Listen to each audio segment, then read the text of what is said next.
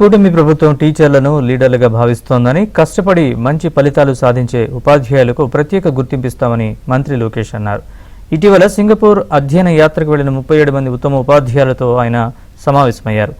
Singapore అధ్యయన యాత్రలో తాము తెలుసుకున్న అంశాలు, రాష్ట్రంలో వాటిని అమలు చేయడానికి గల అవకాశాలను వారు మంత్రికి వివరించారు.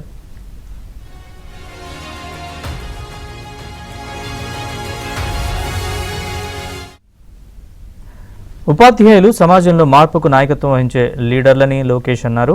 విద్య ద్వారానే సమాజంలో మార్పు సాధ్యమవుతుందని, అందుకోసమే తాను పట్టుదల, కమిట్మెంట్తో విద్యాశాఖ తీసుకున్నానని అన్నారు. ప్రపంచంలో అత్యుత్తమ మోడల్ విద్యా విధానం కోసం అధ్యయనం చేస్తున్నట్లు చెప్పారు. సీఎం చంద్రబాబు ఆశించిన స్వర్ణాంధ్ర సాధనలో విద్యాశాఖ కీలక పాత్ర వహిస్తుందని, క్వాంటం, ఏఐ వంటి అధునాతన సాంకేతికతలు అమలు చేయడం విద్యాశాఖ ద్వారా మాత్రమే సాధ్యమన్నారు.